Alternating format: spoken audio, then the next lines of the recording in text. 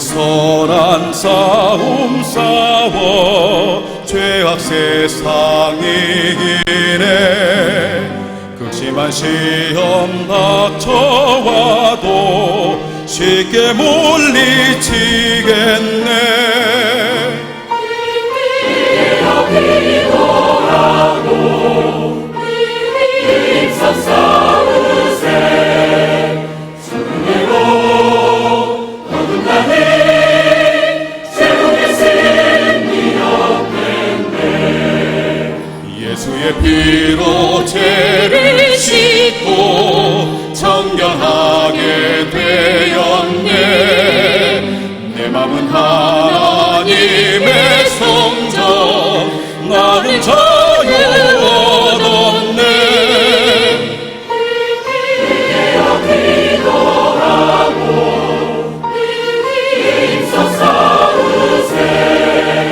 승리로 거듭나니 세상의 승리 없겠네.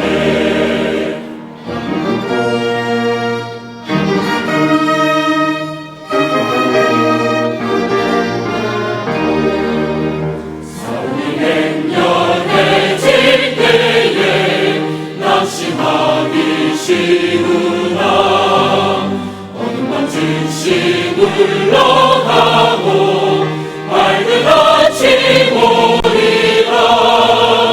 깨어 기도하고 힘써 싸우세.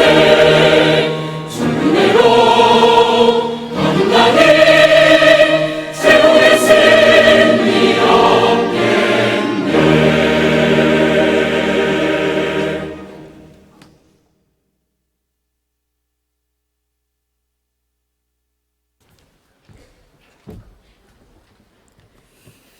안녕하세요. 평안하셨습니까? 예, 같이 기도하겠습니다.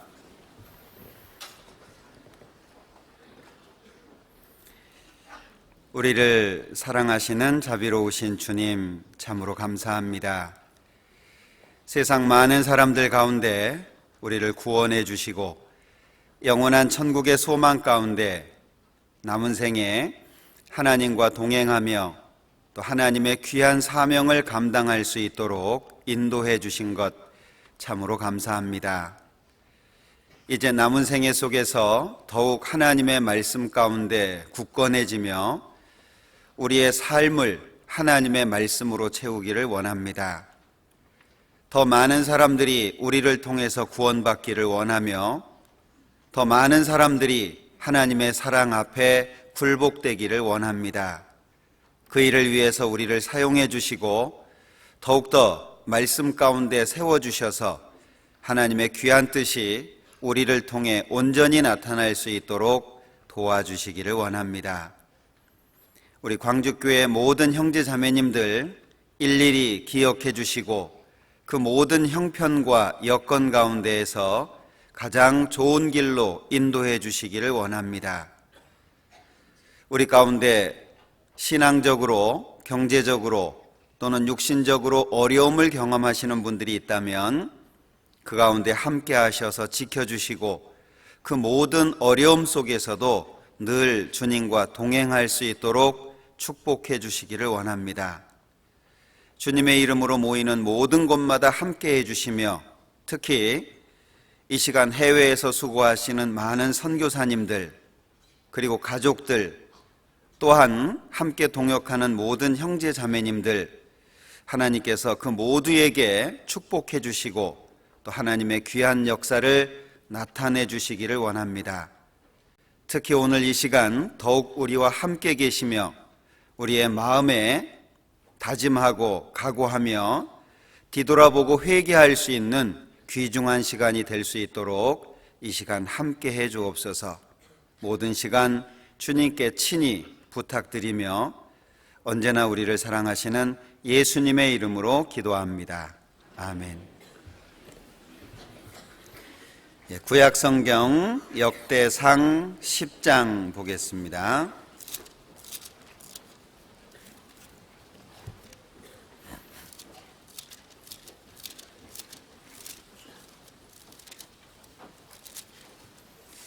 역대상 10장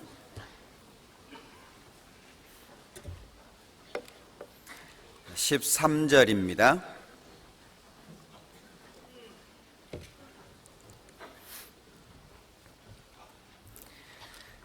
역대상 10장 13절.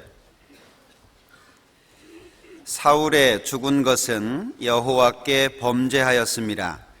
저가 여호와의 말씀을 지키지 아니하고 또 신접한 자에게 가르치기를 청하고 여호와께 묻지 아니하였으므로 여호와께서 저를 죽이시고 그 나라를 이새의 아들 다윗에게 돌리셨더라. 거기까지입니다. 한 해의 마지막에 벌써 서 있습니다. 시간이 너무나도 빨리 간다는 것을 생각하게 되고 또 뒤돌아보면 빨리 지나간 시간만큼 또 하나님의 뜻 가운데 많이 채우지 못했다 하는 것도 생각을 해보게 됩니다. 매년 한 해의 마지막에 서보면 후회되는 것이 많고 또 하나님 앞에 죄송한 것이 많게 생각되는 것은 신앙을 가진 누구나 같은 마음이지 않을까 하는 생각이 듭니다. 주님을 위해서 목숨 바쳐 충성을 했다라고 할지라도 아마 우리는 부족한 것을 느낄 수밖에 없을 것 같아요. 그만큼 주님의 은혜가 우리의 마음에 크다는 생각이 듭니다. 더 많이 그리고 더 크게 주님을 위해서 살고자 하는 그런 마음이 우리 속에 있기 때문이지 않을까 하는 생각도 해보게 됩니다. 오늘은 이 역대상 10장 말씀을 통해서 사울의 죽음을 통한 교훈이라고 하는 제목을 좀 생각해 봤습니다. 신앙생활을 하는 가운데에서 자주 겪는 어려움들이 있는 것 같아요. 여러 가지가 있겠지만 우리는 어떤 어려움을 겪는 분들한테 권면을 자주 하게 됩니다. 말씀으로 은혜를 많이 받는데 실제 생활 속에서는 받은 은혜만큼 누리지는 못하는 것 같습니다. 실제 어떤 어려움에 대해서 좋은 말씀이나 성경 구절을 얘기해 줄 수는 있지만 그러나 실제 자기 자신에게 어려움이 닥치면 얘기해 줬던 그 말씀이 마음속에 위로되지 않는 경우도 많습니다. 이렇게 해야 돼, 저렇게 해야 돼. 다른 사람에게는 쉽게 말을 할 수 있는 그런 내용들이 실제 나 자신에게는 적용이 잘 안 되는 경우도 상당히 많은 것 같습니다. 그래서 타인에게 좋은 권면을 해줬는데 자신이 그런 어려움을, 동일한 어려움을 겪었을 때에는 그 권면해줬던 말씀이 마음속에 위로가 안 되는 경우가 참 많은 것 같습니다. 그래서 신앙생활 가운데 참 어려움을 많이 겪는데 어떤 그 할머니가요, 그 며느리로부터 이런 얘기를 들었답니다. 어머니, 예수님이 계시고요, 그 예수님이 세상 사람들을 구원하시기 위해서 오셨어요. 죄를 용서해 주시기 위해서 십자가에서 피를 흘리고 죽으셨대요 라고 예수님에 대한 얘기를 들은 겁니다. 이 시어머니가 옆집 할머니하고 이제 대화 중에 아이고 예수가 왔대. 그 예수가 우리 죄를 용서하려고 왔다네. 그러니까 이제 옆집 할머니가 그 예수가 도대체 누구랴? 라고 얘기했답니다. 그러니까 이 할머니가 글쎄 나도 잘 모르겠는데 우리 며느리기가 얘기할 때 주여 그리고 아버지 하는 거 보니까 아마 시아버지인가 봐 그랬다는 거예요. 그러니까 이제 옆집 할머니가 아이 근데 그 양반이 죽었다면서 그래 십자가에서 죽었대야. 그럼 조문은 갔어? 아니 그러면 사돈인데 사돈이 죽었으면 조문은 가야 될 거 아니요. 아유 못 갔어. 아이 사돈이 죽었는데 왜 조문을 못 갔어? 가야지. 나도 갈라 그랬는데 다시 살아났다네? 그 얘기 들어보셨습니까? 참 우스운 이야기인데 아는 것 같지만 알지 못하는 것, 실제 누리는 것 같지만 누리지 못하는 것들이 우리 안에 참 많은 것 같습니다. 말씀을 듣는 가운데 우리는 많은 은혜를 얻잖아요. 그런데 실제 삶 속에서 그 받은 은혜를 누리면서 사는 것은 결코 쉽지 않다는 생각이 듭니다. 그래서 오늘 이 역대상 10장 사울의 죽음을 통해서 우리가 몇 가지 좀 생각해 보려고 하는데요. 첫 번째는 우리가 신앙의 삶 속에서 자주 이렇게 실수하는 것들이 나타난 현상에 매이는 거예요. 보이는 거에 우리의 마음이 뺏기는 겁니다. 그런데 나타난 현상보다 하나님을 먼저 생각하는 것은 우리가 계속 배워야 될 것이라고 생각을 합니다. 보여지는 상황보다 그 상황 뒤에 계신 하나님을 우리가 발견하는 것이 아주 중요하거든요. 어떤 사람이 신앙생활에 성공할까? 보이지 않는 하나님을 먼저 생각할 수 있는 사람이 신앙에 성공할 수 있다라고 생각이 돼요. 자, 여기 13절에 보면은요, 역대상 10장 13절. 사울의 죽은 것은 여호와께 범죄하였습니다. 여기 사울의 죽음을 말씀하고 있는데요. 자, 역대상 10장 3절을 보죠. 역대상 10장 3절. 사울을 극렬히 치며 활 쏘는 자가 사울에게 따라 미침에 사울이 그 쏘는 자를 인하여 심히 군급하여. 자, 여기에 사울의 죽기 전의 상태가 설명이 되어져 있습니다. 사무엘상 31장에 보면 사울이 그 활 쏘는 자를 인해서 중상했다라고 표현하고 있는데, 자, 죽기 전의 모습입니다. 자, 활 쏘는 자가 따라옴으로 인해서 중상을 당하고 심히 곤란한 상태에 있었습니다. 자, 이 내용을 보면 사울의 죽음은 블레셋과의 전투에서 블레셋에 의해서 죽은 것처럼 보여집니다. 실제 표면적으로 볼 때에는 블레셋과의 전투에서 승리하지 못하고 그리고 결국에 자기 칼에 엎드러져서 죽는 모습이 나오거든요. 그러면 눈에 보이기에는 실제 사울의 죽음은 블레셋 때문에 죽은 것처럼 보여질 수 있다는 거예요. 그런데 우리가 읽었던 13절에 보면 사울의 죽은 것은 여호와께 범죄하였습니다. 왜 사울이 죽었냐? 이유에 대해서 여기 여호와께 범죄했다라고 표현하고 있습니다. 그런가 하면 14절에 보면 역대상 10장 14절 여호와께 묻지 아니하였으므로 여호와께서 저를 죽이시고, 실제 사울이 죽은 것은 뒤에 하나님이 계셨기 때문이라고 말씀합니다. 하나님의 말씀을 불순종한 사울을 여호와께서 죽이셨다 이렇게 표현하고 있거든요. 그런데 실제 표면적으로는 블레셋이라고 하는 눈에 보이는 세력이 있다는 겁니다. 우리가 신앙의 생활 속에서 자주 고민하는 문제들입니다. 오랜 시간 신앙생활을 했고 많은 경험을 했음에도 불구하고 어떤 일이 닥쳐오면 우리는 보여지는 상황 때문에 힘들어하는 경우가 많습니다. 어떤 형제와 갈등이 생기고 어떤 자매와 문제가 생기고 경제적인 어려움이 생기고 직장에서의 문제가 생기고 자녀들로 인해서 어떤 어려움이 닥쳐왔을 때 눈에 보이지 않는 하나님을 생각하기보다는 눈에 보이는 상황 때문에 힘들어하는 경우가 많다라고 하는 겁니다. 자, 하나님의 말씀이라고 하는 것은 그냥 깨달아지지 않고 하나님의 것은 결코 그냥 주어지지 않는 특징이 있습니다.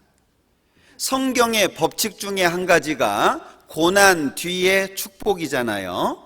이것은 하나님을 믿는 사람들, 특히 구원받은 사람들에게는 아주 중요한 문제입니다.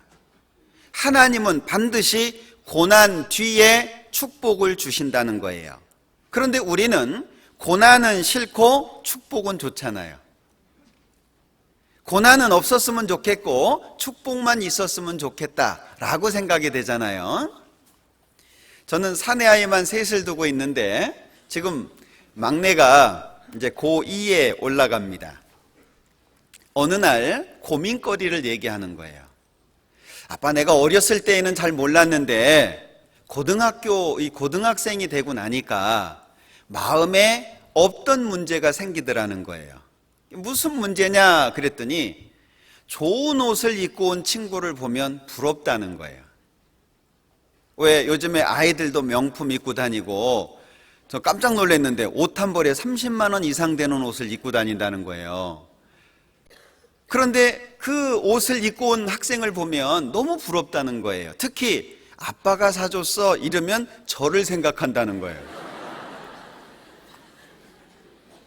그 얘기를 안 했으면 좋은데 아빠가 사줬어 그러면 우리 아빠는 뭐 하는 거야, 이런 마음이 든다는 거예요. 분명히 신앙 안에 있었고 구원받은 이후에 교회 학교에서 생활을 해왔습니다. 그게 잘못됐다는 것도 안다는 거예요. 그런데 부러운 것은 어쩔 수 없다는 거예요. 어린 아이만 갖는 생각일까요? 우리 모두가 갖는 생각일 겁니다. 아이들 보고 유치하다고 하지만 어른도 똑같이 유치하잖아요. 어린아이들은 사탕 하나 가지고 싸우지만 어른들은 무엇 갖고 싸웁니까? 모양은 달라졌지만 또 다른 사탕이라는 거예요. 아이들은 과자 가지고 다투지만 어른들도 똑같이 다툽니다. 또 다른 과자라는 거예요. 동일하게 우리는 구원받은 모든 사람이 같은 어려움을 겪고 있다는 겁니다. 그런데 이 말씀이 마음속에 있어야만 그 상황을 이길 수 있고 위로가 될 수 있는데 이 말씀은 그냥 내 것이 안 된다는 거예요. 이 코코넛 같은 경우에도 보면은요, 야자수 같은 열매 같은 경우에도 속에 달콤한 물이 있습니다. 그러나 겉에는 굉장히 단단하잖아요. 그게 깨져야 속에 있는 달콤한 물을 마실 수 있는 것처럼 이 하나님의 말씀은 고난이라고 하는 단단한 껍질 속에 담겨져 있다는 거예요. 고난이라고 하는 단단한 껍질이 깨지기 전에는 그 속에 있는 아주 달콤한 하나님의 은혜와 사랑을 경험하기는 어렵다는 겁니다. 많은 분들이 단단한 껍데기를 깨기를 포기한다는 거예요. 깨다가 안 깨지니까 포기하는 경우가 너무나도 많다라는 겁니다. 의인은 고난이 많으나 왜 의인에게 고난이 많습니까? 어찌 보면 하나님이 우리를 미워하는 것 같습니다. 하나님의 은혜가 끝났나? 이제 나를 미워하시나? 하나님이 나에게 주실 거 다 주셨나? 하나님이 나를 버리셨을까? 신앙생활 가운데에서 우리는 눈물을 흘리고 아픔을 경험할 수밖에 없는 상황들이 많습니다. 그때 하나님을 바라봅니다. 하나님이 나를 버렸을까? 왜 아픔이 있고 왜 어려움이 있고 그렇게 기도하는데도 불구하고 내 기도를 하나님이 들어주지 않으실까? 그때 조용히 한번 생각해 보십시오.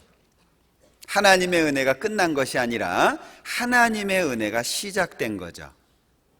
고난이라고 하는 것은 축복이라고 하는 하나님의 선물의 또 다른 이름이라는 거예요. 하나님의 축복 너무나도 좋은데 그 축복, 하나님의 축복의 또 다른 이름이 고난이라고 하는 이름을 갖고 있다는 겁니다. 내가 축복을 좋아하는 것처럼 고난을 기뻐할 수 있다면 우리는 하나님 앞에 너무나도 소중한 것을 깨달을 수 있을 거예요. 오늘도 눈이 왔잖아요. 제가 한 번은 이제 산에를 가는데요. 아침에 산에를 가는데 눈이 내린 겁니다. 그러니까 나도 모르게 미끄럽겠다, 조심해야지. 눈은 미끄럽잖아요. 특히 산에를 가려고 하는데 눈이 와 있으니까 미끄럽겠네, 조심해야 되겠다, 이 생각은 내가 해야지 생각하지 않았는데 그냥 들어왔어요.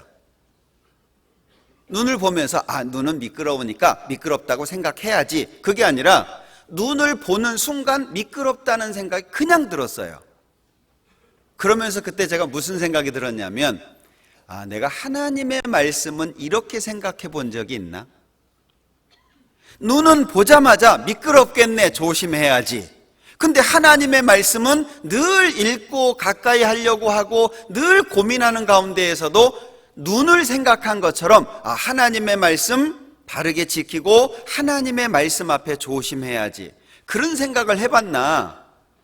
너무 죄송한 생각이 들었어요. 내가 하나님의 말씀을 눈보다도 적게 생각했구나. 어떻게 생각되십니까? 하나님을 그렇게 사랑한다고 외치고 하나님은 나의 전부라고 외치는 사람이 눈보다도 하나님의 말씀을 적게 생각한다면 그건 앞뒤가 안 맞는 얘기잖아요. 너무 하나님 앞에 죄송한 생각이 들었어요. 자, 이제 산을 올라가기 시작했습니다. 제가 있는 인천은 바닷가 옆입니다. 그러니까 바닷가 쪽에서 바람이 이렇게 불어오거든요. 그날도 저녁에 밤에 바람이 많이 불었던 것 같아요. 산을 올라가는데 나무가 있어요. 그런데 나무 한쪽에만 눈이 쫙 붙어 있는 겁니다. 반대쪽엔 눈이 없는데, 그래서 그걸 보면서 바람이 이쪽에서 이렇게 불었구나. 누구나 알 수 있잖아요, 그죠? 그 나무에 붙어 있는 눈을 보면서 바람이 불었네, 이쪽에서 이렇게 불었구나, 그걸 대번에 알 수 있었어요. 배워서 알 수 있는 게 아니라 보는 순간 알 수 있었습니다. 자, 밤에 바람이 부는 거 지켜보지 않았어요.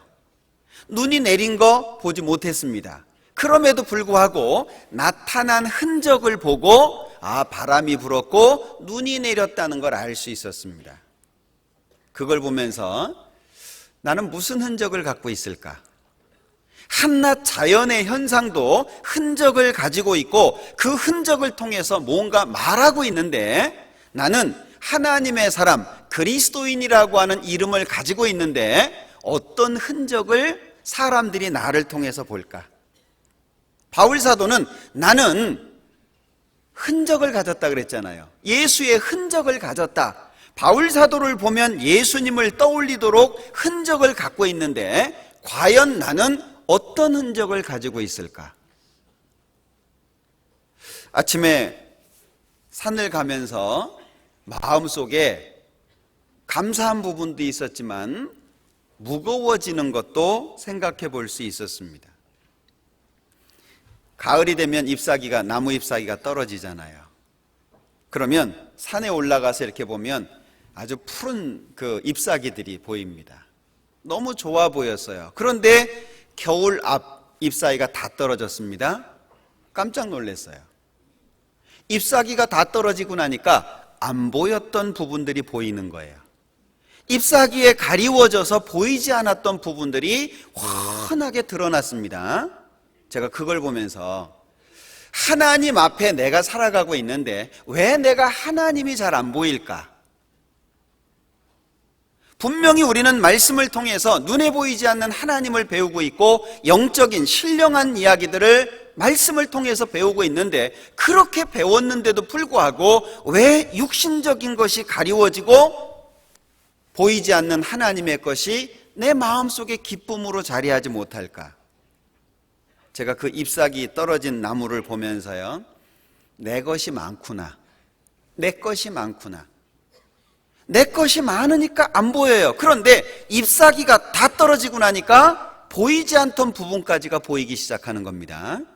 내 것이 많으면 많을수록 하나님의 것은 가리워진다는 거예요. 내가 추구하는 것이 육신적인 것이라고 한다면 그것이 많으면 많은 만큼 하나님의 것은 가리워질 수밖에 없다는 겁니다. 성경에 보면 잠언 23장에 대저 그 마음의 생각이 어떠하면 그 위인도 그러한즉, 대저 그 마음의 생각이 어떠하면 생각과 그 위인이 그러하다. 행동, 그 사람의 행위가 연결되어 있습니다. 생각과 행동이 연결되어 있다는 거예요. 무슨 생각을 하냐? 그 행동한다는 겁니다. 그러니까 그 사람이 행동하는 것을 보면 그 사람이 무슨 생각을 가지고 있냐? 그걸 알 수 있다는 거죠. 그래서 성경은 귀를 중시합니다. 귀를 너무나도 중시하는 거예요. 들어라. 왜 들으라고 합니까? 신명기 6장에 보면 이스라엘아 들으라. 들으라. 그것이 쉐마잖아요. 이스라엘 백성들은 아침, 점심, 저녁 계속 외웁니다. 말씀을 외웁니다. 들으려고 하는 것이 굉장히 발달되어 있잖아요. 왜? 듣는 것에 의해서 행동이 결정된다라고 말할 수 있는 거예요. 왜 하나님의 것이 보이지 않습니까? 분명히 우리는 하나님을 믿고 있습니다. 그렇다면 우리가 살아가는 모든 시간 가운데에서 하나님이 가까워져야 되고 하나님이 밝아져야 되는데 어떤 문제가 딱 닥치면 신앙 없는 사람처럼 사는 경우가 많잖아요. 하나님 안 믿는 사람처럼. 운전하다가 기분 나쁜데 누가 끼어들었어요. 대번에 욕 나오잖아요. 제가 그젠가요? 어떤 형제님이 운전을 해주시고 구역 모임을 갔습니다. 그런데 일방통행로인데 주차를 시켜야 돼요. 그래서 비상 깜빡이를 켜고 주차를 했습니다. 그러다 보니까 뒤에 몇 대가 차가 이렇게 밀렸어요. 그 중에 한 대가 이렇게 지나가면서 그분이 화가 많이 났나 봐요. 창문을 내리고 한마디 하고 가셨어요. 이런 싸가지 없는 것들. 예. 제가 운전한 것도 아닙니다. 저는 옆자리에 앉아 있었어요. 근데 그 소리 듣는 순간 기분이 좋았겠어요? 나빴겠어요? 그 얘기 듣고 기분이 좋으면 병원 가셔야 됩니다. 모임을 앞두고 기분이 팍 상했어요. 예. 근데 마음속에 무슨 생각이 드냐면 내가 이걸 붙잡으면 구역 모임 망치겠다. 내가 그 말에 마음을 두면 이런 싸가지, 거기에 마음을 두면 구역 모임 망치겠다. 그래서 의지적으로 그 말을 잊어버리려고 애를 썼어요. 짧은 시간이지만. 예. 우리가 무엇을 어떻게, 참 중요한 문제잖아요. 뭐 큰 문제가 아니다라고 할지라도 작은 문제들이 수시로 우리 앞에 왔다 갔다 합니다. 어떻게 대처할 거냐? 그것은 굉장히 중요한 문제라고 생각이 들어요. 눈에 보이는 것보다 보이지 않는다라고 하는 것이 훨씬 더 중요하다는 것을 생각해야 됩니다. 우리가 하나님의 말씀을 다 기억하지 못해도 너 하나님의 사람아, 그 뒤에 무슨 말씀이 있는지 몰라요. 기억 못해요. 그런데 너 하나님의 사람아, 그 단락만 기억한다라고 할지라도 우리는 충분히 조심할 수 있습니다. 마땅히 주의 종은 그 다음에 무슨 말씀이 있는지 몰라요. 그것만 알아도, 그것만 기억할 수 있어도 우리는 충분히 어려움 가운데에서 벗어날 수 있다라고 생각을 합니다. 내 마음속에 무엇을 담아둘 거냐, 굉장히 중요하다는 거죠. 그래서 믿음장이라고 하는 히브리서 11장에 보면 보이는 것은 나타난 것으로 말미암은 것이 아니라고 말씀합니다. 우리가 소망으로 구원을 얻었잖아요. 보이는 소망이 소망이 아니니 보는 것을 누가 바라겠습니까? 우리가 원하는 것은 보이지 않는 것이라고 말합니다. 그렇다면 보이지 않는 것을 바란다면 보이지 않는 것을 바라는 사람처럼 살려고 해야 된다는 이야기죠. 원하는 것은 보이지 않는 것인데 문제는 보이는 것에 마음을 둔다면 둘은 하나가 될 수 없는 겁니다. 어떤 면에서 보면 우리는 신앙생활을 스스로 힘들게 만들 수도 있다라고 생각이 들어요. 다른 사람이 나를 신앙생활 못하도록 어렵게 하는 것이 아니라 스스로 신앙생활을 어렵게 만드는 경우도 있다라고 생각이 들어요. 우리는 보이지 않는 하나님과의 관계, 하나님과 나와의 관계, 수평적인 관계보다 수직적인 관계를 중시할 수 있어야 된다라고 생각을 합니다. 수평적인 관계에 많은 시간을 투자합니다. 사람과 사람의 관계, 그러나 그거보다 더 중요한 부분은 하나님과 나, 수직적인 관계가 훨씬 더 중요하다라고 하는 것을 기억하셨으면 좋겠습니다. 히브리서 11장을 한번 보죠.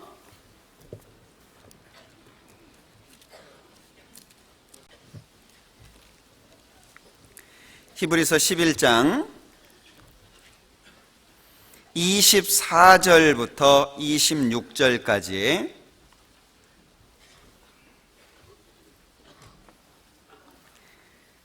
(24절부터 26절까지) 같이 읽어보죠.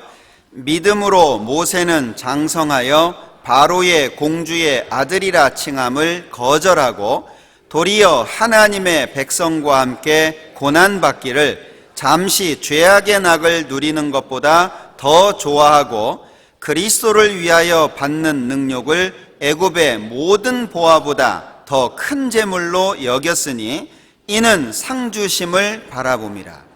자, 여기는 보이는 것과 보이지 않는 것이 비교되어 있습니다.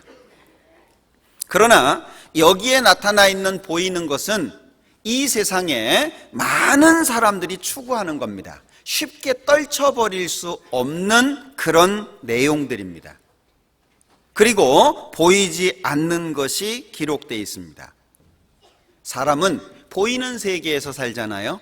그러니까 보이는 것을 중시할 수밖에 없다는 거죠. 그러니까 보이는 것을 중시하다 보니까 하나님이 안 보이는 거예요. 저희 집은 세 아들이 있다고 말씀을 드렸잖아요. 아들만 셋인데, 그래서 저희 집사람은 군대 조교입니다. 목소리가 엄청 크죠. 저희 둘째는 그 아이들마다 특징이 다 있잖아요. 예. 둘째는 아빠 이거 사줘. 그러면 저는 그것이 필요한 이유를 몇 가지 대봐라 그럽니다. 그러면 둘째는 됐어요 그리고 들어가요. 그리고 그 다음부터는 입이 튀어나와 가지고 말도 잘 안 하고 하여튼 그래요. 시위하는 거죠. 그런데 이제 저희 셋째는 이거 사주세요 그러면 필요한 이유 몇 가지 대봐라. 제가 3가지 대라 그러면 5가지를 댑니다. 그러면 누구한테 해줄까요? 5개 된 아이한테. 예.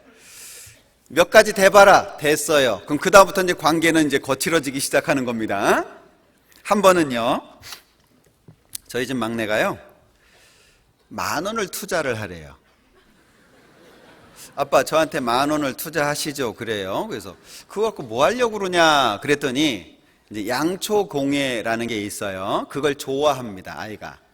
그러니까 인터넷에서 재료를 사다가 양초를 만들어 가지고 이렇게 저한테 다시 그걸 주겠다는 거예요.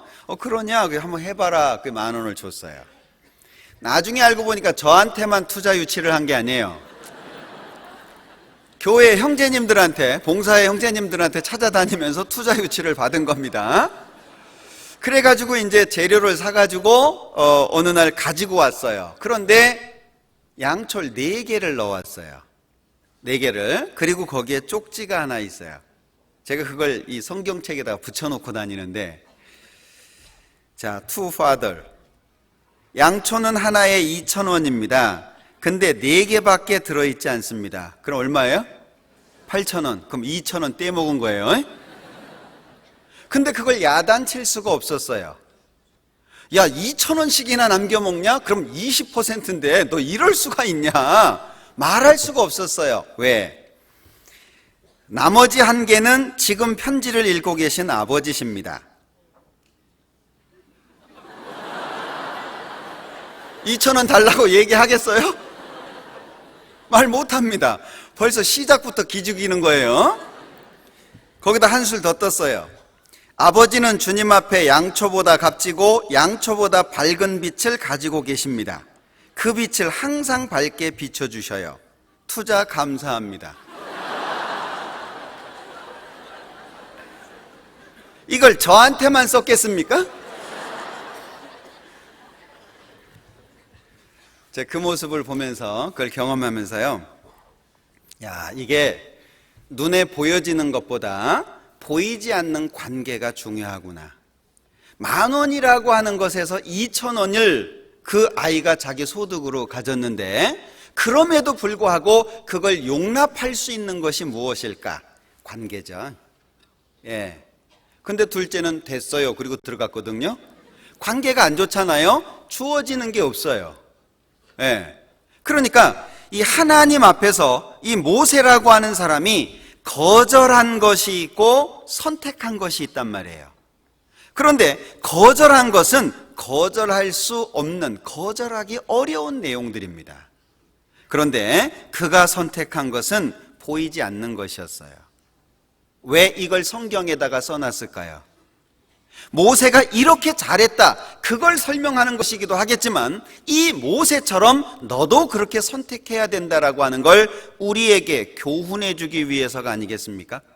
여기 24절, 믿음으로 모세는 장성하여 바로의 공주의 아들이라 칭함을 거절하고 도리어 하나님의 백성과 함께 고난받기를 잠시 죄악의 낙을 누리는 것보다 더 좋아하고 그리스도를 위하여 받는 능력을 애굽의 모든 보화보다 큰 재물로 여겼으니. 버린 것이 있고 선택한 것이 있죠. 보이는 것을 버렸고 보이지 않는 것을 선택했습니다. 우리도 이 말씀을 통해서 보이지 않는 것을 선택할 수 있는 마음을 자꾸 배워야 될 거예요. 그래서 갈라디아서에 보면 이런 말씀이 있는데 한번 찾아보죠. 갈라디아서 5장입니다.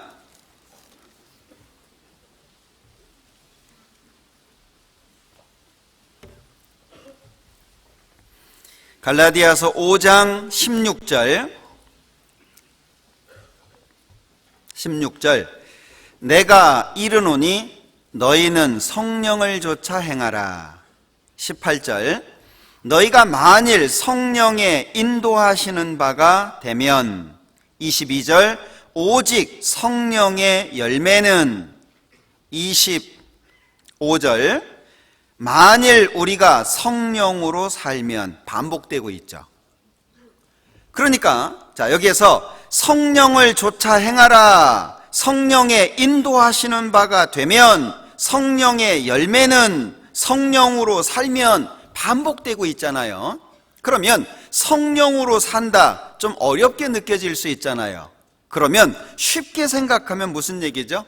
성령께서 뜻하시는 바대로 살면 그런 얘기잖아요. 하나님이 원하시는 대로 살면 그런 얘기거든요. 하나님께서 우리에게 원하시는 것이 있다는 거죠. 그 뜻을 따라서 살면, 이렇게 생각하면 쉬울 것 같아요. 그럼 하나님이 원하시는 게 무엇이겠습니까? 보이는 것이 아니라 보이지 않는 겁니다. 보이는 것은 잠깐이요, 보이지 않는 것은 영원하다고 말씀하셨거든요. 하나님이 우리에게 주시려고 하는 것은 잠깐의 것이 아닙니다. 여기 어르신들도 계셔서 죄송한데, 제가 내년이면 반배정을 받습니다. 이제 51가 되는데, 올해는 대기조였거든요. 예. 이제 한 살 더 먹게 되면서 생각이 된 것이요. 어르신들께는 죄송합니다. 몇 살 먹지도 않은 것이 이렇게 생각하실 수 있겠는데, 마음속에 생각된 것이, 우리의 연수가 70이요, 강건하면 80 이러니까 70년으로 따지면 20년밖에 안 남은 거예요. 굉장히 빠르다는 생각을 했어요. 80까지 따져도 30년입니다. 예. 그러면 살아온 시간이 50년인데 살아온 시간에 비해서 30년은 짧은 시간이잖아요. 훨씬 빨리 갈 거라는 거거든요. 만약에 50을 더한다라고 해도 100살까지 산다라고 해도 50이에요. 그것 또한 금방 지나갈 수 있겠죠? 우리가 이 세상에서 눈에 보이는 것은 마음에 두어서는 안 되겠다 싶어요. 결국에 우리는 실망할 거고, 결국에 우리는 아픔을 느낄 거예요. 어떤 형제님이 저한테 와가지고 그러더라고요. 목사님, 1년 새에 폭삭 늙었네요. 그래서 왜 그러세요? 그랬더니 1년 전 집회 말씀을 비디오로 들었대요. 1년 전에 찍은 비디오를 봤는데 그거하고 지금 상태하고 너무 다르다는 거예요. 아유, 폭삭 늙었네요. 그 얘기를 들으면서, 야, 1년 새에 폭삭이면, 그죠? 한 5년 가면 죽어 있겠다, 그 생각이 드는 거예요. 너무 빠르죠? 예. 그런데 아름다움에 마음 두고 있으면 실망 안 하겠어요? 건강에다가 마음 두고 있으면 실망 안 하겠습니까? 막 초콜릿 복근에다가 막 식스팩에다가 막 초콜릿 온도만 조금 올라가면 다 녹는 거 아시죠? 거기에 마음 두고 있으면은 슬픔 안 당하겠습니까? 속 안 상하겠어요? 눈에 보이는 것에 마음을 두면 우린 반드시 아픔을 경험할 수밖에 없다. 어디에다 마음 둬야 되냐? 눈에 보이지 않는 것에. 비록 사울이라고 하는 사람이 블레셋에 의해서 죽은 것 같지만 결국에 사울은 하나님 앞에 범죄해서 하나님께서 죽이셨다라고 되어 있습니다. 보이는 것보다 보이지 않는 것이 훨씬 더 중요하다라고 하는 것을 마음속에 새기고 새겨야 될 거예요. 예. 그래서 구원받은 사람들에게는 묵상이라고 하는 것이 반드시 필요한 겁니다. 묵상하고 계시죠? 묵상을 안 하면 신앙을 배우기가 어렵습니다.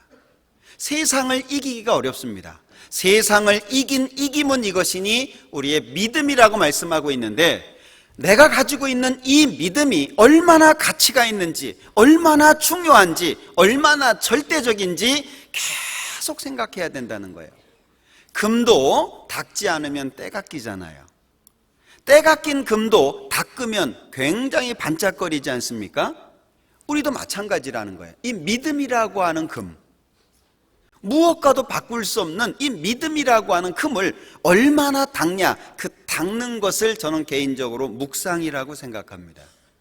얼마나 반짝거리게 만들 거냐. 그렇다면 다른 것이 내 옆에 온다라고 할지라도 그 반짝거리는 금에 의해서 옆에 다가오는 것을 바라보지 않습니다.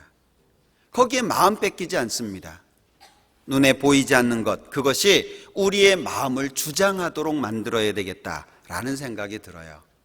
구원받은 사람이 세상 것 때문에 슬퍼하고 부러워한다면 그것처럼 가슴 아픈 일은 없겠죠. 우리는 잠깐 오면 오시는 그 주님을 기대하고 삽니다.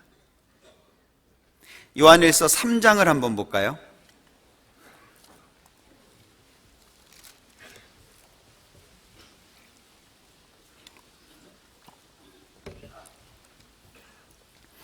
요한일서 3장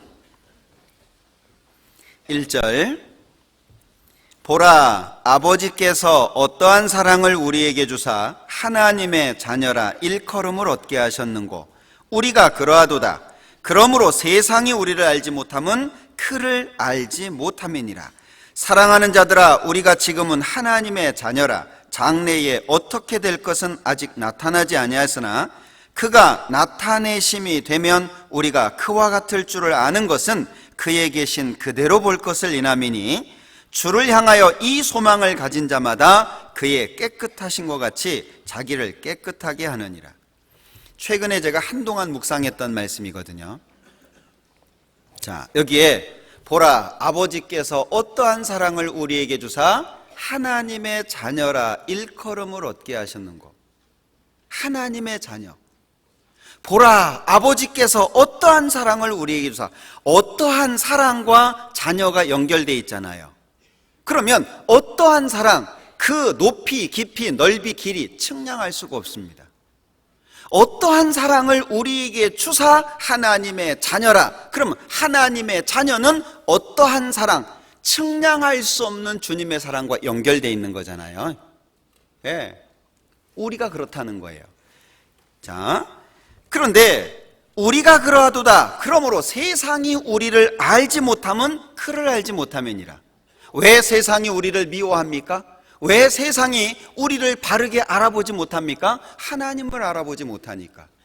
우리는 하나님께 속해 있거든요. 2절에 사랑하는 자들아 우리가 지금은 하나님의 자녀라. 장래에 어떻게 될 것은 아직 나타나지 아니하였으나 그가 나타내심이 되면, 잠시 잠깐 후에 오시겠다고 하신 그분이 오고 계시잖아요. 시간이 점점 가까워지고 있습니다. 자, 그가 나타내심이 되면 우리가 그와 같을 줄을 아는 것은, 우리는 이제 몸의 부활을 경험하게 될 거잖아요. 주님이 재림하시게 될 때 우리는 썩지 않는 몸으로, 그죠? 완전한 몸으로, 영광스러운 몸으로 바뀌게 될 겁니다. 그것은 우리가 가지고 있는 소망입니다. 잠시 잠깐 후면 오실 리가 오시리니 지체하지 아니하시리라. 우리는 그분을 기다리고 있습니다. 그런데 그분이 나타내신 바 되면 우리가 그와 같을 줄을 안다. 아직 이루어지지 않았지만 그렇게 될 것을 믿고 있습니다. 저도 믿고 있습니다. 그날을 기다리고 있습니다. 자, 그렇다면 그렇게 사는 사람이라고 한다면 3절에 주를 향하여 이 소망을 가진 자마다, 그 무슨 소망입니까? 부활의 소망, 재림의 소망이잖아요. 이 소망을 가진 자마다 그의 깨끗하심과 같이 자기를 어떻게 한다고요? 깨끗하게 한다. 그러니까 주님이 오셔서 나는 주님처럼 바뀔 소망이 있다면 주님처럼 돼가려고 해야 된다, 그런 얘기거든요. 내가 지금 오늘이라고 하는 24시간이 주어진 이 시점에 무엇을 소망으로 하고 살아가고 있냐? 우리가 주님 쪽으로 마음을 자꾸 두기 시작하면은요, 주님 같아질 거예요. 그렇다면 나를 힘들게 하는 것들 쉽게 떨쳐낼 수 있을 겁니다. 나를 괴롭게 하고 힘들게 하는 것들 나에게 문제 안 되도록 만들 수 있을 거예요. 그런데 내 기준이 세상을 바라보고 있고, 작은 집에서 큰 집이 되기를 소망하고, 좋은 차 타기를 소망하고, 뭔가 다른 사람들에게 자랑할 수 있는, 요즘에 시계도 보니까 뭐 값을 측량하기 어렵더라고요. 혹시 양말 한쪽에 120만 원 이상 되는 거 보셨어요? 저는 그 신문을 보면서요, 120만 원짜리 양말을 신으면 날아갈까 싶어요. 예. 근데 사람들의 관심은 거기에 있죠. 예. 어느 시장에요, 아주머니가, 이렇게 중후하게 생긴 아주머니가 와가지고요, 생선을 한 마리 사는데, 요 왼손 네 번째 손가락을 가지고 자꾸 지시하더라는 거예요. 요 놈은 얼마요? 요 놈은 얼마요? 보니까 반지가 이따만한 게 있는 거예요. 예, 자랑하고 싶어서. 그 세상 사람들의 기준이죠. 그러니까 생선가게 주인이 보고요, 막 부하가 치밀어 올라가지고요, 금리빨 보면 3,000원이야! 그러더니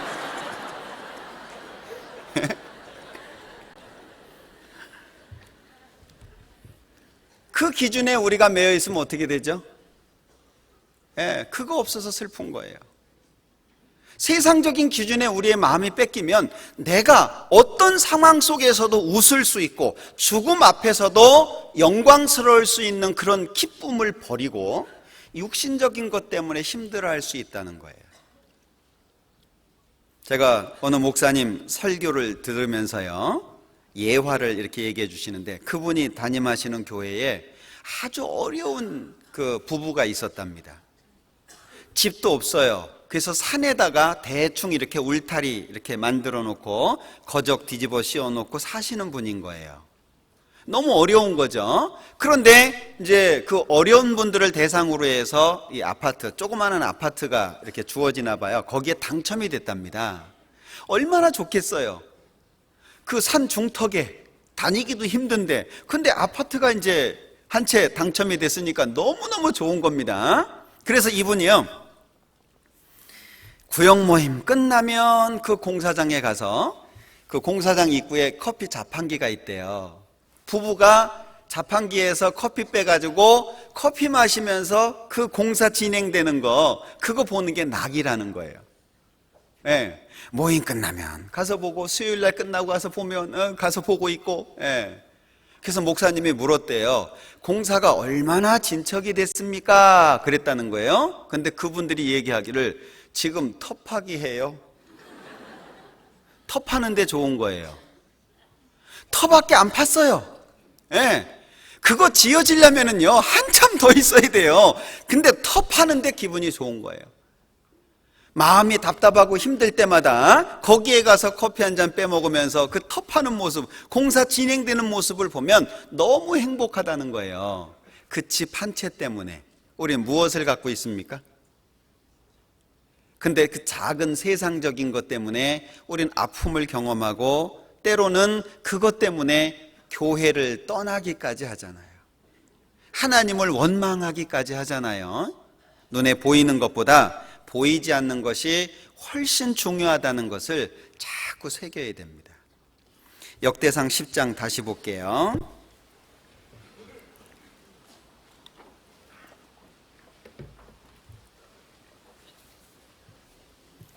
역대상 10장 13절입니다. 사울의 죽은 것은 여호와께 범죄하였습니다. 저가 여호와의 말씀을 지키지 아니하고 또 신접한 자에게 가르치기를 청하고 여호와께 묻지 아니하였으므로 여호와께서 저를 죽이시고 그 나라를 이새 아들 다윗에게 돌리셨더라. 자, 여기에 사울의 죄가 두 가지가 소개되어 있습니다. 사울의 죄가 두 가지로 소개되어 있는데 첫 번째는 13절 중간쯤에 저가 여호와의 말씀을 지키지 아니하고, 그러니까 하나님의 말씀을 지키지 않았다 그러면서 또 신접한 자에게 가르치기를 청하고 이랬어요. 사무엘상 28장에 나오는 사건이죠. 신접한 자들을 다 쫓아냈습니다. 그런데 블레셋이 쳐들어왔어요. 블레셋이 쳐들어왔는데 난감한 상황인데 하나님으로부터 아무런 말씀이 없는 겁니다. 쫓아냈던 그 신접한 사람들 중에 하나를 찾아간 겁니다. 그래서 사무엘을 불러 올려가지고 결국을 듣게 되잖아요. 자, 그 사건을 말씀하시는 거예요. 그러면 자, 저가 여호와의 말씀을 지키지 아니하고 여호와의 말씀을 지키지 않았다는 것은 하나님의 말씀대로 살지 않았다, 그걸 말하는 거죠. 신접한 자에게 가르치기를 청했다는 것은 하나님이 아닌 다른 것에 가르침을 요청했다는 거잖아요. 자, 우리는 신앙의 생활 속에서 언제 죄를 짓게 됩니까? 죄를 짓게 될 때는요, 이게 하나님을 하나님으로 인정하지 않을 때 죄를 짓게 돼요. 우리 신전의식이라고 늘 배우잖아요. 하나님 앞에서 산다. 하나님이 나를 지켜보고 있다. 베드로 전서를 한번 보죠. 자, 베드로 전서 3장. 베드로 전서 3장 12절입니다. 주의 눈은 의인을 향하시고 그의 귀는 저의 간구에 기울이시되 주의 낯은 악행하는 자들을 향하시느니라. 여기에 주의 눈은 의인을 향하시고 그의 귀는 저의 간구에 기울이시되, 하나님께서 구원받은 한 사람 한 사람을 얼마나 관심 있게 지켜보느냐, 그 말씀이거든요. 하나님이 구원받은 사람을 지켜보신다는 거예요. 그런데 왜 그 구원받은 사람이 죄를 짓냐? 하나님께서 그렇게 지켜보시고 그렇게 간절히 무슨 말을 하나 들으신다는 걸 잊을 때라는 겁니다. 로마서 1장을 보죠. 로마서 1장 21절입니다. 로마서 1장 21절. 하나님을 알되 하나님으로 영화롭게도 아니하며 감사치도 아니하고 오히려 그 생각이 허망하여지며 미련한 마음이 어두워졌나니. 여기 죄의 시작을 말씀하고 있거든요. 왜 죄라고 하는 것이 시작이 되냐? 하나님을 알되 하나님으로 영화롭게도 아니하며 감사치도 아니하고, 두 가지죠. 하나님으로 영화롭게도 아니하며 감사치도 아니하고. 예. 그러니까 그 생각이 허망하여지며 미련한 마음이 어두워졌나니, 생각이 허망해지니까 마음이 어두워졌죠. 우리의 마음이 어두워지는 겁니다. 왜요? 하나님을 알기는 알지만 그 하나님을 인정하지 않을 때 우리는 죄를 지을 수 있다는 거예요. 구원받은 사람들은 가능하면 죄를 안 져야 되거든요. 가능하면. 말하는 것도 마찬가지입니다. 사실 말로 상처를 주는 경우가 굉장히 많거든요. 저도 이제 그런 걸 자주 경험을 합니다. 아, 내가 실수했구나. 내가 말 잘못했구나. 보통 상황 속에서도 우리는 상처를 받을 수 있습니다. 한 번은 형제님들끼리 이렇게 운동을 하다가요, 야, 우리 배고프니까 10,000원씩 내가지고 뭐 하나 사 먹자. 그 중에 한 분이 마음에 상처가 됐어요. 그냥 우리는 편안하게, 야, 돈 좀 걷어가지고 뭐 좀 사 먹자. 근데 이분은 1,000원이 아쉬운 분이에요. 의도하고 얘기한 것도 아닙니다. 그런데 그것이 어떤 사람에게는 상처가 돼요. 그런데 내가 신중에 신중을 기해도 그런 어려움이 생길 수 있는데, 아무 생각 없이 내 편한 대로 살면 얼마나 많은 사람이 상처를 받겠어요. 신앙생활 속에서 그것을 우리가 기억할 수 있다면, 그러면 그 모든 상황을 우리가 다 생각할 수는 없지만 비껴나갈 수 있는 방법이 뭐냐? 신전의식이라는 거예요. 나는 하나님이 보시는 앞에서 산다. 하나님이 지켜보시는 앞에서 산다. 그러면 누구와 같이 있을 때나 혼자 있을 때 상관없이 조심할 수 있게 되겠죠. 말을 할 때에도 내가 말할 때 하나님이 들으시는 겁니다. 그럼 조심할 수 있잖아요. 내가 행동할 때 하나님이 보시는 겁니다. 그럼 조심할 수 있잖아요. 그런데 왜 쉽게 행동이 나옵니까? 하나님이 없는 거예요. 자, 집안의 가장입니다. 행동 편하게 할 수 있잖아요. 자, 부모님이 오셨습니다. 부모님이 오신 것만으로도 행동을 조심할 수밖에 없겠죠. 부모님이 오신 것만으로도. 그 눈에 보이는 부모님 앞에서도 싸울 것 뒤로 미루기도 하고 조심조심 얘기하기도 하고 주의를 합니다. 그런데 우주 만물을 창조하신 그 하나님께서 나를 지켜보고 계시는 거예요. 그 생각이 없으니까 행동이 편안해질 수밖에 없는 겁니다. 혼자 있으니까 자기 하고 싶은 대로 하고 말도 하고 심지어는 해서는 안 되는 말과 행동까지도 하게 되잖아요. 신전의식, 우리가 바르게 알 필요가 있어요. 하나님에 대해서 바르게 알아야 됩니다. 야고보서에 그런 말씀이 있잖아요. 입법자와 재판자는 오직 한 분이다. 법을 세우시는 분도 하나님이고 그 법대로 집행하시는 분도 하나님이다. 자, 아들이 상석에 앉아 있었습니다. 아버지가 오셨어요. 그럼 일어나야 되죠. 그게 당연한 겁니다. 모든 것의 주관자 되시는 하나님께서 내 앞에 계시다면 상석, 상좌는 오직 하나님의 것이죠. 우리 신앙의 상좌 누가 앉아 계십니까? 신앙의 상석 누가 앉아 계십니까? 하나님을 얼만큼 인식하느냐에 따라서 우리는 하나님 앞에 바르게 살 수도 있고 그렇지 못할 수도 있다는 거예요. 다니엘서를 한번 보죠. 다니엘서 4장입니다.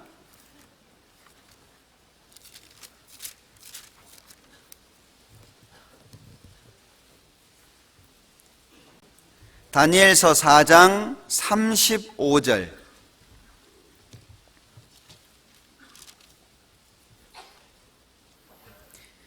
이게 느부갓네살의 간증이잖아요. 35절.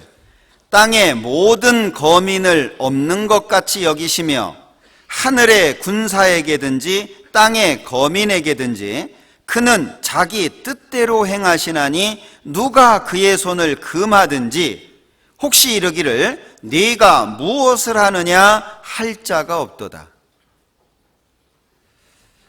하나님께서는요, 그는 자기 뜻대로 행하시나니, 오직 한 분이죠. 우리는 이분을 나의 하나님으로 섬기고 있습니다. 이 세상에 있는 어떤 사람들이 하나님을 거론하고 하나님을 반대한다라고 할지라도 나는 하나님을 믿습니다.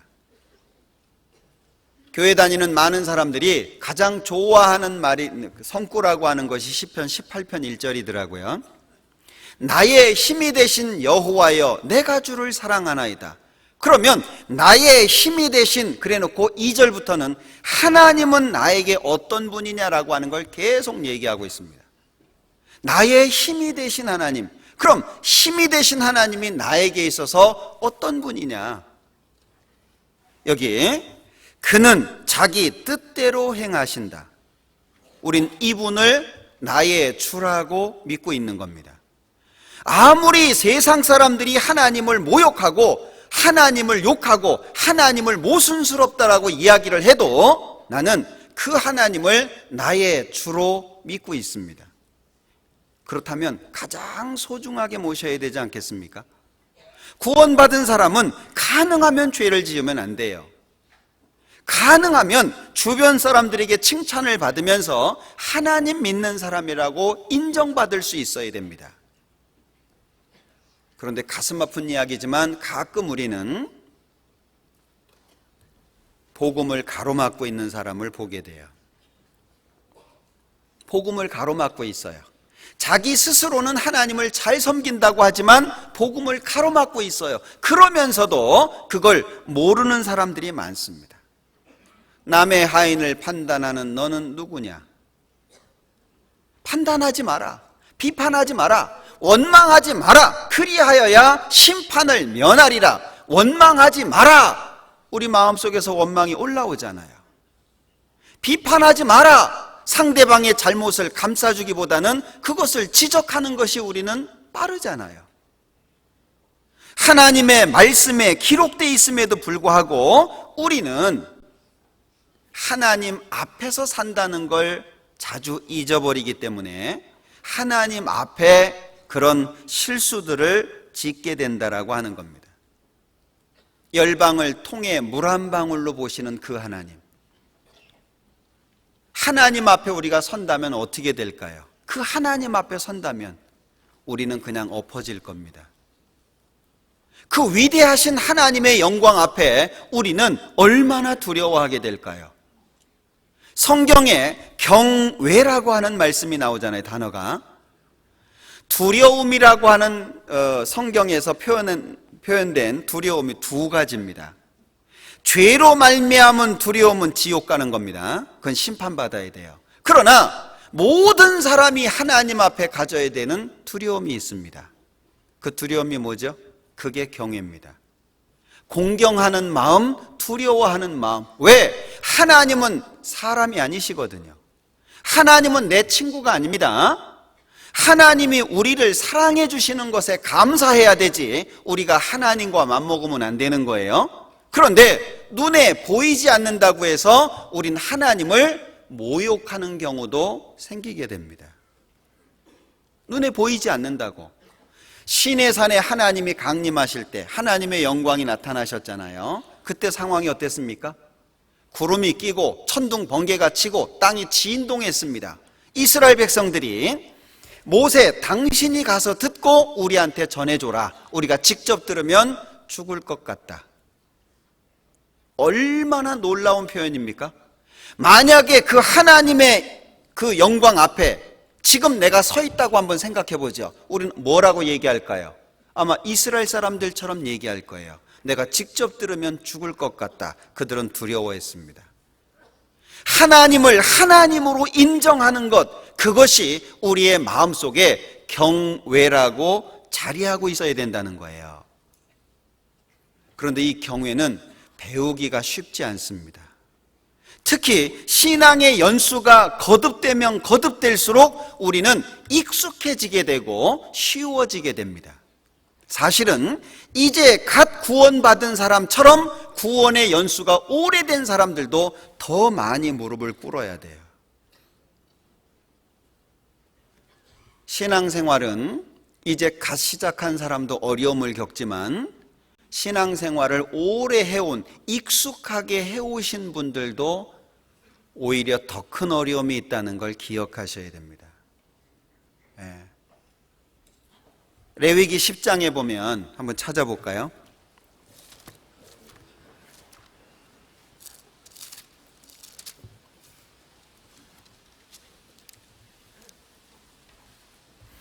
레위기 10장 1절.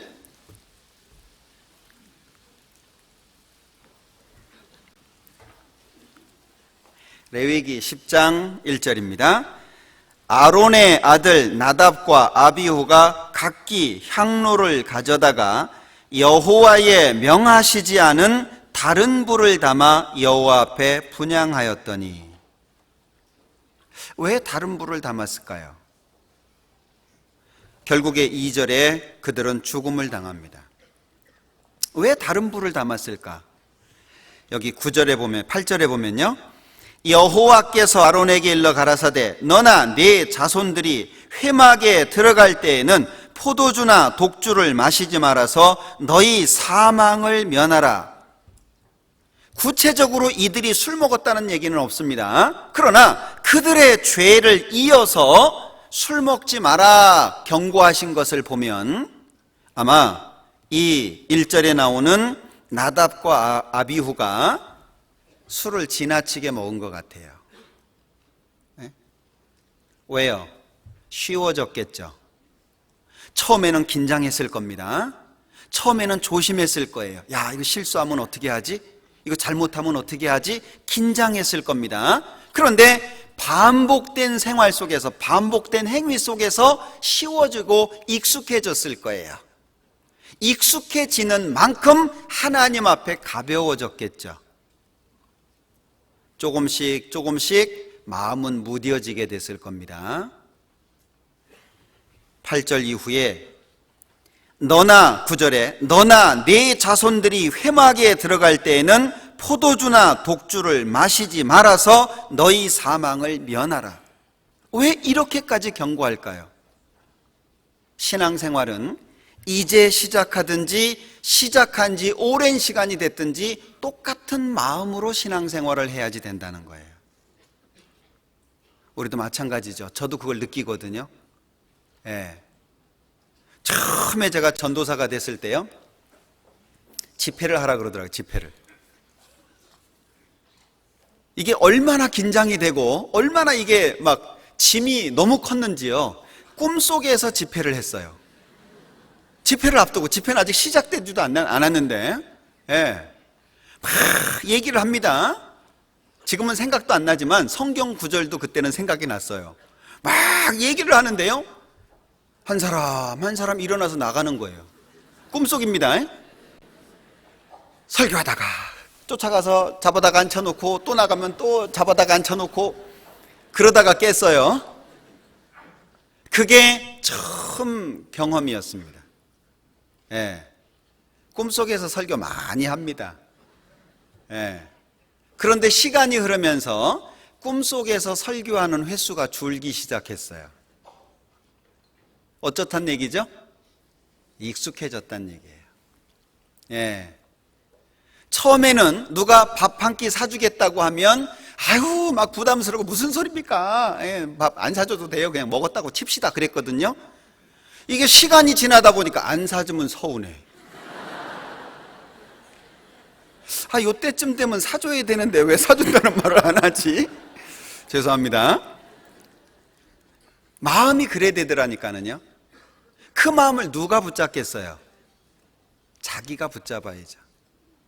그러니까 부단히 자기가 하나님 앞에 자기를 세우는 노력을 갖지 않으면 안 세워집니다. 그래서 오히려 처음 시작한 사람도 어려움이 있지만 오래되신 분들일수록요, 더 조심하고 더 자기 마음을 붙잡지 않으면 언제 마귀가 채갈지 몰라요. 그 마음의 중심에 누가 계셔야 되냐? 하나님만이 모든 것의 주관자 되신다. 처음이자 마지막이잖아요. 시작과 끝이잖아요. 알파와 오메가입니다. 모든 것의 주관자 되시는 나는 아무것도 아니다. 오직 그 하나님만이 나의 전부다. 이것이요, 마음속에 깊이 새겨져야 됩니다. 하나님이 손을 펴면은요, 천지가 일제히 서잖아요. 바닷물을 불러서 뒤엎을 수 있는 분이잖아요. 이 바다를요, 막 흉용케 하실 수 있는 분이잖아요. 있는 것을 없애실 수 있는 분이잖아요. 없는 것을 있게 만드실 수도 있는 분이잖아요. 그 하나님 앞에 나는 언제든지 무릎을 꿇고 있어야 된다는 거예요. 하나님이 행하시는 것을 누가 돌이킬 수 있겠습니까? 누가 능히 그것을 돌이키랴? 누가 물을 수 있으랴? 누가 능히 막을 쏘냐? 하나님이 행하시는 것을 누가 막을 수 있겠습니까? 그 앞에 나는 살고 있다라고 하는 걸 기억하셔야 됩니다. 저도 신앙생활을 하면서요, 이 부분이 참 어렵더라고요. 어떤 때는 하나님이 이해가 안 되는 거예요. 내 작은 머리로 하나님을 판단하고 있더라니까는요. 아유, 내가 하나님이면 이렇게 안 할 텐데. 얼마나 그것이 무서운 말입니까? 내가 하나님이면 그 하나님이 되겠어요? 말도 안 되는데 그 말도 안 되는 일들이 내 삶 속에 올라온다니까는요. 예, 하나님을 판단하고 논단하고, 아이고 하나님 모순됐어, 잘못했어, 이러면 안 되는데 하나님을 자기가 평가하고 있단 말이에요. 제가 이 찬송가 중에요, 17세기 찬송가가 하나 있더라고요. 제목이요, 하나님의 법은 무엇이건 옳습니다. 이 제목이 너무 마음에 들었어요. 이 곡은 없고 가사만 이렇게 남겨진 건데, 보니까는요, 하나님의 법은 무엇이건 옳습니다. 그의 뜻을 거룩하게 지키십니다. 나는 그분의 피조물이며 그가 인도하는 곳을 따르렵니다. 그분은 나의 하나님이시며 나의 길이 어두울지라도 그분은 나를 붙들어 쓰러지지 않게 하십니다. 그러기에 나는 모든 것을 그분께 맡겨드립니다. 하나님의 법은 무엇이건 옳습니다.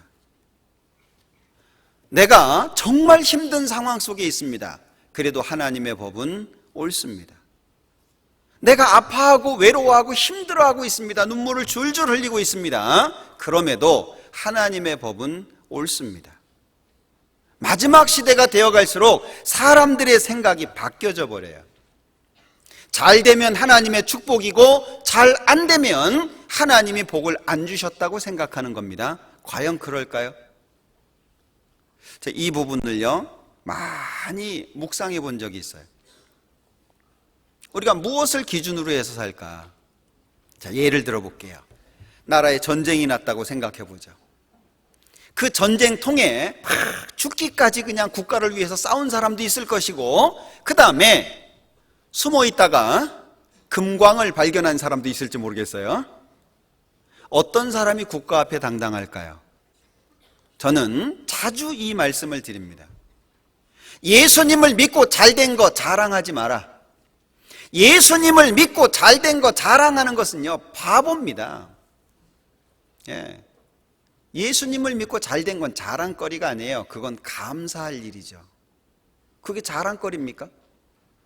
그건 감사해야 돼요. 하나님이 나를 지켜보셨고 나에게 은혜를 베풀어 주셨고 나의 어려움을 감찰하셨고 거기에서 나를 설 수 있도록 도와주셨으니까 얼마나 감사한 거예요. 그분이 나를 보셨는데, 그 위대하신 하나님께서 나를 지켜보시고 나의 상황을 좋게 해주셨으니까 얼마나 좋아요. 감사하잖아요. 그건 감사할 일입니다. 자랑할 일이 아니에요. 근데 많은 분들이 자랑하고 끝납니다. 마치 자기가 그렇게 한 것처럼 자랑하고 끝나요. 예. 우리 아들이 서울대에 들어갔대. 뭐 판사가 됐대. 뭐 어떻게 됐대. 좋은 회사에 들어갔대. 뭐 월급을 막 몇백씩 받고 막 천씩 받고 한대. 예. 자랑을 해요. 감사는 온데간데 없고. 여러분들 잘 됐잖아요. 예수님을 통해서 잘 됐잖아요. 그런 분들 저 많이 봤거든요. 예수님 믿고 잘 된 거예요. 가정적으로도 풀리고, 그리고 어떤 건강 측면에서도 풀리고, 그런 분들 많이 봤거든요. 그건 감사할 일입니다. 자랑거리가 아니에요. 그렇다면 우리가 하나님 앞에서 자랑할 게 뭐냐 그 얘기예요. 예수님 믿고 희생한 거. 국가 앞에서요, 전쟁통에 팔 한쪽 날아갔습니다. 그 사람이 국가 앞에 얼마나 당당할 거예요. 나는 국가가 어려울 때 이 전쟁통에서 팔 한쪽 날아갔지만 난 그래도 싸웠다. 다리 한쪽 없어졌다. 그래도 싸웠다. 나 눈 한쪽 없어졌지만 그래도 나는 국가를 위해서 싸웠다. 얼마나 당당할 겁니까? 하나님 앞에 어떤 사람이 당당할까요? 예수님 믿고 잘 된 거요? 전 그건 아니라고 생각합니다. 예수님을 믿고 희생한 거, 눈물 콧물 흘렸지만 신앙 지킨 거, 많은 어려움과 시험이 있었지만 끝까지 주님을 붙잡은 거. 예, 마귀가요, 우리 그냥 놔두지 않잖아요. 어떻게 해서 넘어뜨리려고 무지하게 애를 쓰고 있잖아요. 우는 사자가, 배고픈 그 우는 사자가요, 삼킬 자를 찾는 거 한번 생각해 보세요. 얼마나 무섭습니까? 예, 그 마귀가요, 우리 그냥 두지 않습니다. 그럼에도 불구하고 신앙 지켰어요. 이해 안 되지만 견뎠어요. 하나님은 믿음의 대상이지 이해의 대상이 아니거든요. 하나님을 이해할 수 있습니까? 우리 작은 머리로 하나님을 어떻게 이해할까요? 얼만큼 이해할까요? 이해 못합니다. 하나님은 내가 이해해야 되는 대상이 아니라 믿어야 되는 대상이에요. 내 머리로 이해 안 되지만 그것은 내가 하나님의 뜻을 모를 뿐이에요. 하나님의 뜻은 언제든지 옳은 겁니다. 우리 신앙생활 속에 어려움이 있습니까? 그게 하나님 앞에 자랑거리라는 걸 생각하십시오. 예, 주님을 위해서요. 광주도 마찬가지겠지만 우리 전국교회가 정말 감사한 일이죠. 예, 진짜 희생들 하시잖아요. 주님 바라보고 자기가 가장 아끼는 것들도 그냥 아낌없이 드리잖아요. 예, 그러니까 지금 우리 교회가 이렇게 복음이 전해지고 해외까지 활발하게 복음 전해지는 거 아닙니까? 예, 그거요, 자랑거리로 생각하십시오. 몸에 병 들었습니다. 하나님 앞에 저주받은 건가요? 그렇지 않아요. 내가 주님을 위해서 살다가 병 들은 거 괜찮습니다. 예, 하나님의 뜻이면 고쳐주실 것이고, 하나님의 뜻이 아니면 그 병을 죽을 때까지 짊어지고 갈 것이고, 하나님의 뜻이라고 한다면 뭐 일찍 죽을 수도 있겠죠. 예. 그러나 그것은 우리에게 자랑거리입니다. 제가요, 40대 초반인데 젊은 부부잖아요. 정말 교회를 위해서 열심히 교회를 사랑하시는 부부예요. 형제가 구역장이었거든요. 근데 암에 걸린 겁니다. 수술을 받았는데 너무 잘 됐어요. 깨끗하게. 근데 1년 뒤에 재발이 됐습니다. 애들도 이제 막 자라기 시작하는데 40대 초반이면 할 일이 얼마나 많겠습니까? 예. 그런데 재발이 돼가지고 치료할 수 없는 상태가 된 거예요. 그 형제님 병원에 계실 때 병문안을 간 적이 있어요. 제가 그 형제님한테 그런 얘기를 했습니다. 형제님이 병원에 있다고 해서, 이 침상 위에 있다고 해서 신앙생활이 멈춰졌다고 생각하지 마십시오. 신앙생활이 멈춰지지 않습니다. 구원 받는 순간부터 죽을 때까지 신앙생활은 멈춰지지 않습니다. 잘했냐 잘못했냐 둘 중에 한 가지지 멈춰지지 않습니다. 형제님이 건강했을 때에는 봉사도 하고 뭔가 움직이면서 주님을 섬겼다면, 지금 아픈 상황 속에서는 이 침상 위에서 형제님은 주님을 섬기고 있는 겁니다. 신앙생활은 멈추지 않습니다. 어떤 분들 그러잖아요. 교회 몇 년 안 나오고 나서 내가 쉬었다고. 그게 쉰 거예요? 그건 쉰 게 아닙니다. 하나님 앞에 신앙생활을 잘못한 것으로 남은 것이지 신앙이 쉬어지지는 않거든요. 예, 제가 그 형제님한테 그 권면을 드린 적이 있어요. 교회를 갈 수 없지만 성경 읽고, 움직일 수 없지만 기도하시고, 아프지만 그리스도의 이름으로 견디고, 예, 그 고통 속에서 아이고 아파 죽겠다, 예, 하나님은 뭐 하시냐, 나 도와주지도 않고, 예, 그러지 말라고. 아픈 거, 병에 걸리면 아프지 않냐. 아픈 사람은, 하나님 안 믿는 사람은 사람을 원망할 수도 있지 않냐, 가족을 저주할 수도 있지 않냐. 그러나 우린 누구냐? 하나님의 사람 아니냐? 그리스도의 이름으로 그 아픈 것을 견뎌라. 그러다가 뭐 아프다고 말하지 않을 수는 없잖아요. 그러나 주님의 이름으로 그 아픔을 견딜 수 있다면 그게 주님 앞에 자랑거리 아니겠습니까? 주님이 얼마나 귀하게 여기실까요? 우리가 하나님을 인정하지 못하니까 죄를 짓게 된다는 거예요. 결국에 하나님 앞에 나는 하나님을 마땅히 두려워해야 되는 위치에 있습니다. 나는 마땅히 하나님께 감사해야 되는 위치에 있는 거예요. 그것이 우리의 삶 속에 새겨지는 게 필요합니다. 성경이 기록될 당시, 지금부터 1900년 전 신약 성경 기준으로도요, 어떤 상태였습니까? 그 시대가 신분 제도가 아주 명확했던 시대입니다. 상하 노예 제도가 있었던 그 시대입니다. 그 시대에 종과 상전과 종, 지금 생각하는 상전과 종하고 같겠습니까? 지금은 기준이 무너진 시대예요. 이 성경이 기록될 당시에는요, 신분 제도가 분명한 때입니다. 그러니까 이 성경에 복종하라, 그 당시의 복종과 지금 우리 시대에 생각하는 복종이 다른 거예요. 그러지 않겠어요? 그 당시에는요, 종이 말을 안 들으면은요, 주인 마음대로 할 수 있는 겁니다.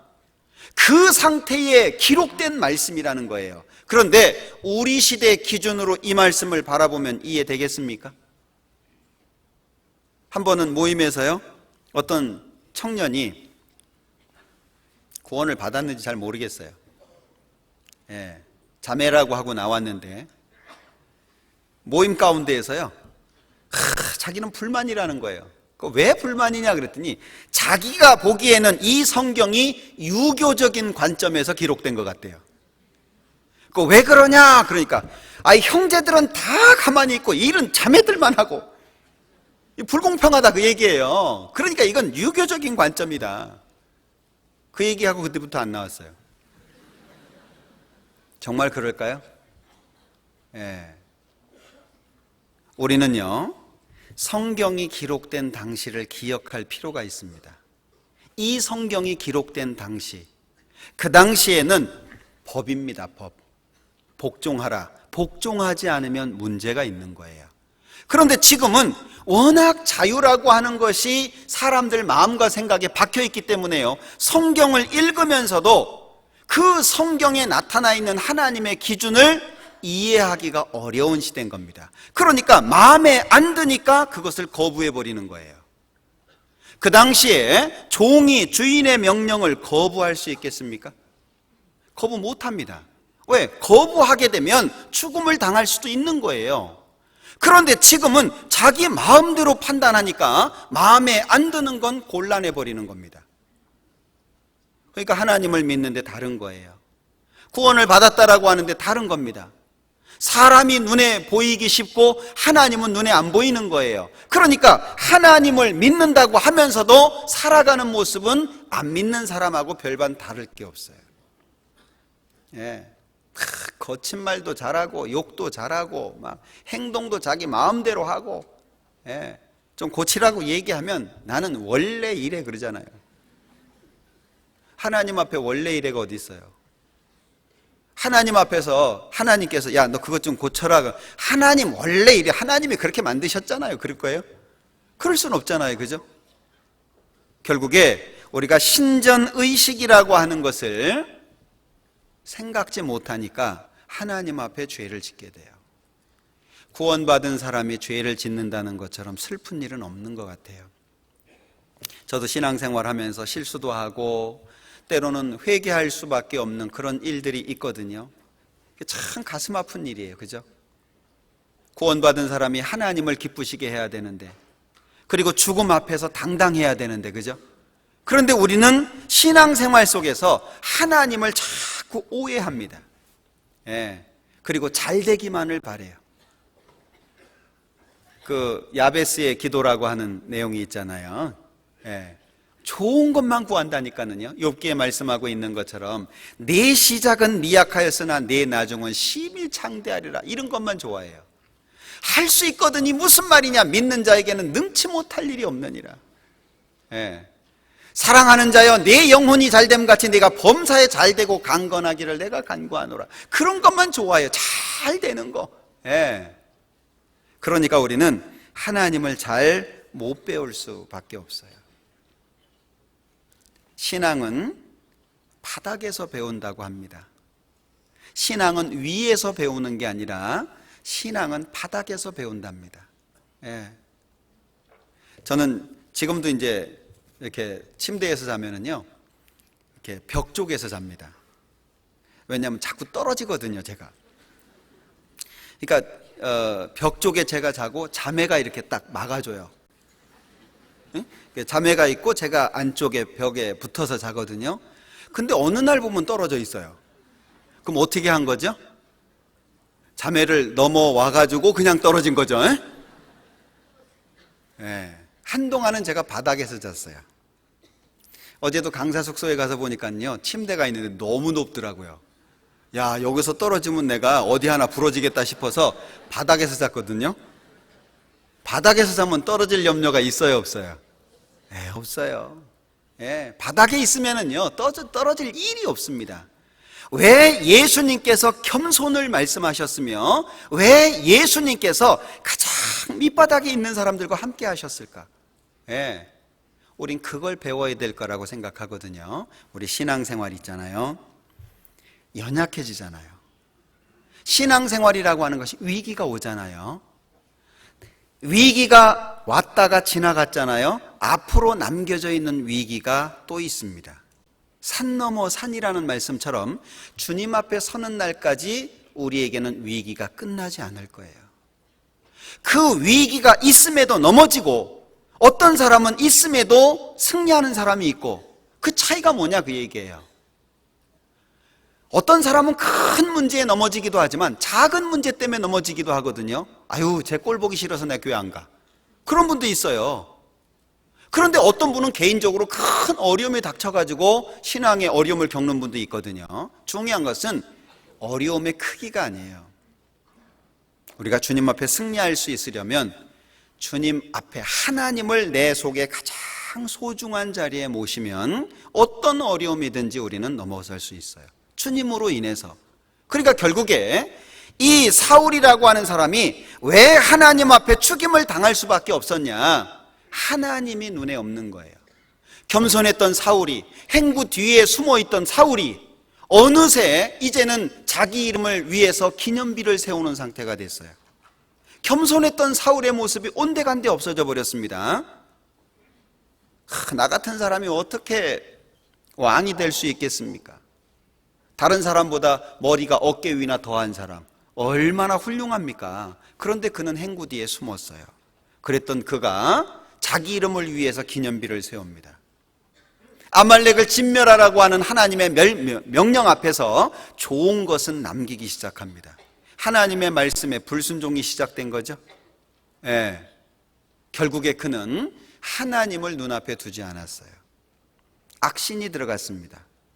그가 죽기 전에 했던 그의 행적을 한번 생각해 보십시오.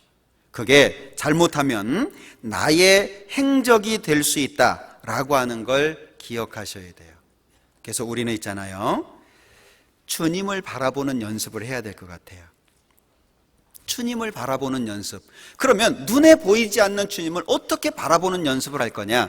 말씀을 통해서. 자, 시편을 한번 볼게요. 37편.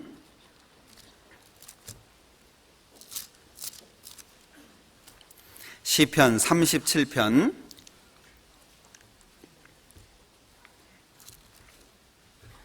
28절입니다. 28절. 여호와께서 공의를 사랑하시고 그 성도를 버리지 아니하심이로다. 저희는 영영이 보호를 받으나 악인의 자손은 끊어지리로다. 자, 이 말씀이요, 얼마나 위로가 됩니까? 하나님께서 그 성도는 버리지 않는다는 거예요. 그리고 그 뒤에 영영이 보호를 받으나, 하나님은 결코 놓지 않는다고 말씀하시잖아요. 주님을 찾는 사람들을 결코 버리지 않겠다고 주님은 말씀하셨습니다. 시편 9장을 한번 볼까요? 제가 참 좋아하는 말씀 중에 하나인데요. 시편 9장 10절입니다. 10절 같이 읽어보죠. 여호와여, 주의 이름을 아는 자는 주를 의지하오리니 이는 주를 찾는 자들을 버리지 아니하심이니이다. 주님을 찾는 사람들을 결코 주님은 버리지 않겠다는 거예요. 그러면 내가 주님을 찾으면 주님 안 버리겠다는 얘기죠. 얼마나 확실한 약속입니까? 궁창의 확실한 증인 달, 이 달이 역사 속에서 계속 떠 있음으로 말미암아서 모든 역사를 지켜보지 않았습니까? 증인이라는 거예요. 자, 이 하나님의 말씀, 주를 찾는 자들을 버리지 아니하심이니이다. 그럼 내가 주님을 찾으면 안 버리겠다는 얘기죠. 지금 내 상황이 어렵습니다. 내 상황이 눈에 보기에 해결될 것 같지 않습니다. 나는 이대로 망해버릴 수밖에 없을 것 같아요. 그럼에도 불구하고 우리는 누구를 바라봅니까? 주님을 바라봅니다. 찾는 자들을 버리지 않겠다고 약속하신 그분을 바라보는 거예요. 우리가 신앙 속에서 지켜야 되는 지조가 있습니다. 하나님은 예수님을 보내주심으로 말미암아 죽으면서까지 우리를 구원하셨습니다. 모든 걸 다 투자하셨습니다. 높고 높은 영광과 보좌를 다 버리고 이 땅에 오셨습니다. 영광만 버리셨습니까? 육신을 입으셨습니다. 힘들어하고 배고프고 지치고 잠을 자야 되고 그런 연약한 육체로 바뀌셨습니다. 그 연약한 육체를 입고 이 땅에 오신 거예요. 영광만 버린 게 아니라 사람 육체가 가지고 있는 한계까지 입으신 겁니다. 그리고 사셨어요.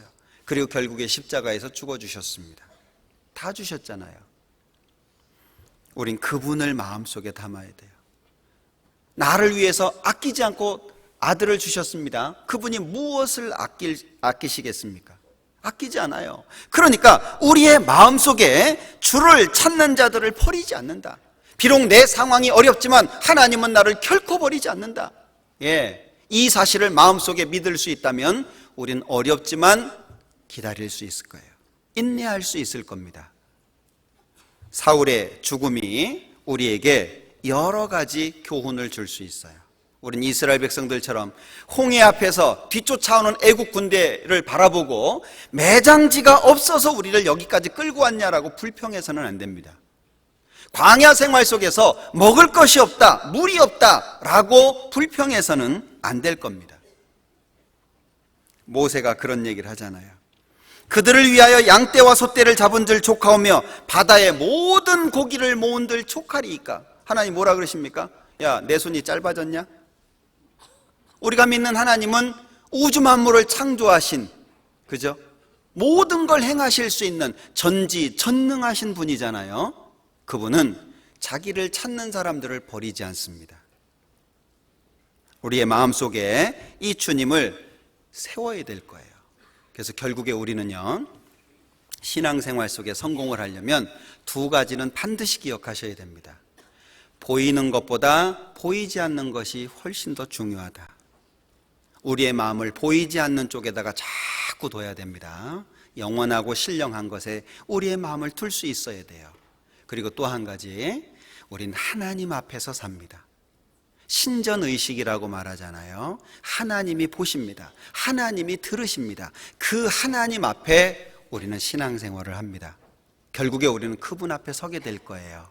우리 모두가 그 하나님 앞에 칭찬과 영광과 존귀를 얻기에 부족하지 않도록 살아야 될 겁니다. 현재의 어려움이 우리의 신앙을 망치지 않도록, 현재 내가 힘들어하는 그 문제가 나를 망치지 않도록, 내가 어려워하는 그 문제가 내 신앙을 망치지 않도록 우리는 우리 신앙을 잘 지켜야 될 거라고 생각합니다. 마지막 지나가는 올 한 해 잘 마무리하시고요. 또 다가오는 내년 한 해 잘 계획하셔서 주님 앞에 칭찬을 원 없이 받을 수 있는 우리 광주교회 형제자매님들이 되셨으면 좋겠습니다. 기도하겠습니다. 우리를 사랑하시는 자비로우신 주님, 참으로 감사합니다. 우리에게 귀한 말씀을 주시고 또 교훈해 주시고 힘과 용기를 주시는 것 참으로 감사합니다. 언제나 하나님 앞에 바르게 살 수 있도록 도와주시고 또 하나님의 뜻을 행하는 자들이 될 수 있도록 도와주옵소서.